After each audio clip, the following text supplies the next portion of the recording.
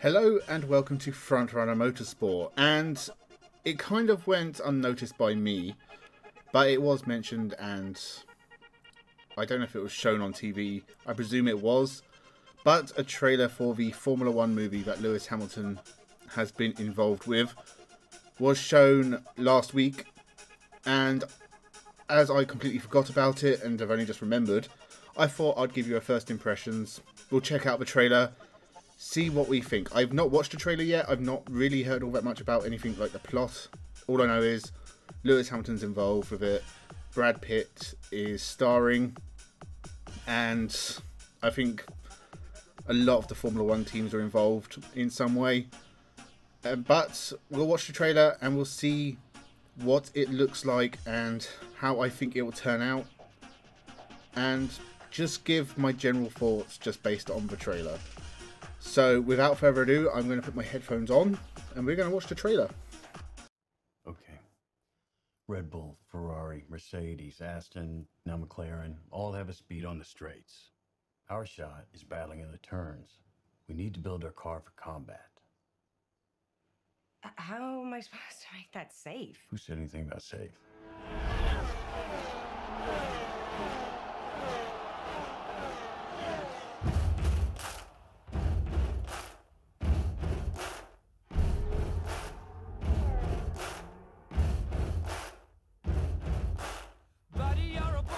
A big noise playing in the street, gonna be a big man someday. You got mud on your face, you big disgrace, kicking your can all over the place, singing we will rock you, singing You see, it's got the same problem Driven has, where they're showing these crashes that are just so over the top that they have nothing to do with motorsport. It's either disrespectful or stupid. This shouldn't be the Fast and the Furious F1 edition.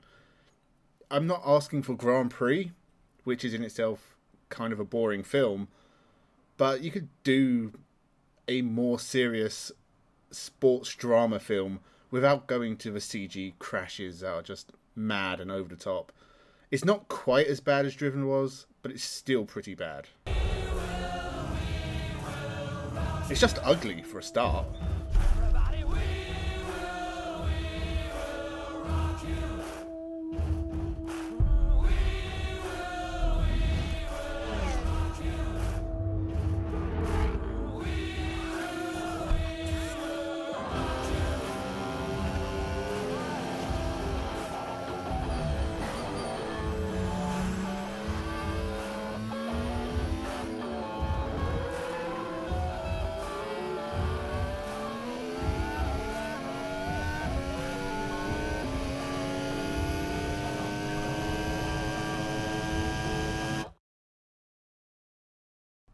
What I'm getting from this is the trailer don't tell us shit.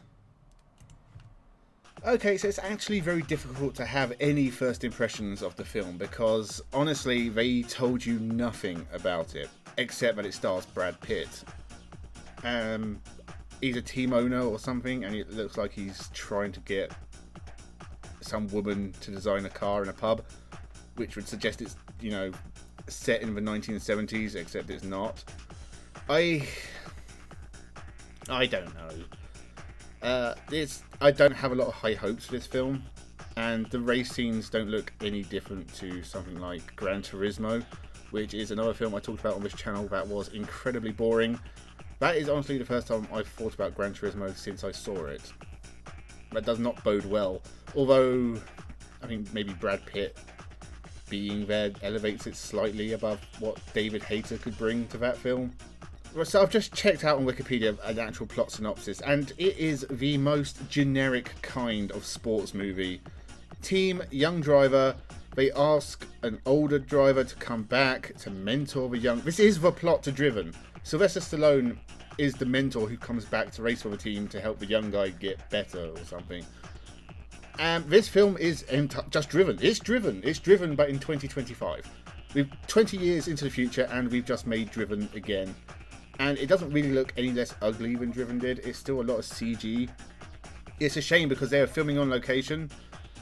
So I thought that would mean more Grand Prix, the 1966 film, style Formula One scenes, but with modern technology and shot really well. And it's not. It looks like they've used that and then mixed it with big CGI crashes and the usual crap you get from these movies. It will honestly live and die on the acting and the characters and the writing, because I guarantee the racing scenes won't be that interesting to watch. And given that this is a cut and paste story from every sports film ever, it's going to have to work hard to make it interesting. The director, whose name I've already forgotten, Kaminsky, the only film I've seen him that he's directed is Tron Legacy, which was 15 years ago.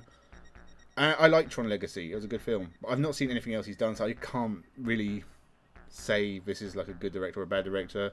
Brad Pitt, I'm not a massive fan of anyway. Honestly, there's a handful of Brad Pitt films I like. 12 Monkeys, Fight Club, Mr. and Mrs. Smith. Off the top of my head, I'm struggling to think of many more. I'm sure there's one. No. I believe everyone else in it is either a relative unknown, like someone who's like not really had a massive starring role in anything yet, or it's like actual race drivers who, I think there are a lot involved. I think most of the Formula One grid is involved. On the Wikipedia article it mentions Benoit Trellier is involved, so they've gone for some obscure name, but Benoit Trellier is not completely obscure. It is going to be boring. I reckon it'll be entirely competently made, it'll be fine, but it won't be so interesting that you'll need to watch it 4 or 5 times. Other than that, there's really not much else to say. It comes out next year, so there's still plenty of time for changes to be made, improvements. One of the interesting things I was just reading about was the budget, where someone estimated that it was $300 million. And the director, I think, came out and said it's nowhere near. I don't know whether they've got that figure. It's much lower. If you take off sponsorships and stuff, it's way, way lower. I don't believe him, because apparently they're paying Brad Pitt £30 million, whatever, alone. And as I said, there aren't many like big star names in this, other than Brad Pitt. But that's a big chunk of money, and also the director. I imagine he doesn't come cheap. He at least has some like notable projects underneath him, and I don't know how much a director costs. It's honestly, if you look at the film, it probably, I imagine the budget is probably around 200 to 250 mil, because yeah, they get some money back from sponsorships and the like, but they also have to license things, and they licensed Queen for the trailer, which was obviously worth it, and that all costs money. I would, uninformed, not in the know, guess 200 250 million, but it's got another year of like editing and reshoots and rewrites and whatever else it needs. It's got to be shown to focus groups and stuff like that as well, and bandied around. And then advertising, which is where these big budgets blow up. I think I've read somewhere, when you see the budget of a film when it's like $200 million, $300 million, it's actually a lot more than that, because they don't include the advertising. So the budget of this by the time it comes out will be $300 to $400 million easily, and it will make its money back. It'll do fine, but I don't think it's going to be amazing. It looks pretty bog standard. The plot really does suggest it has no imagination whatsoever. They've gone for the standard. It's honestly, as I said, it's just Driven. Driven's not a good film, but the early 2000s CG have aged it terribly, but it does sort of make it funny to watch. This movie is not going to have that on its side, so it needs to be entertaining in other ways. We're going to have to see how well written it is, basically, because you can do a cookie cutter plot and just do it so well you don't notice. But just reading the plot synopsis on Wikipedia, it sounds like a sports movie. It sounds really boring. The trailer doesn't tell you anything, but it looks pretty ugly. That could change. We'll have to see. It's got another year till it comes out. It's got time to... It could surprise us. We'll never know until it comes out. And I will probably go see it, because I'll probably talk about it on this channel. And that might be the only reason I go see it. That's the only reason I saw Gran Turismo.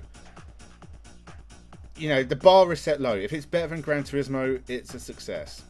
That's all I'm asking. So let me know your thoughts in the comments. Are you going to see the F1 movie? I hate the name as well, just the F1 movie.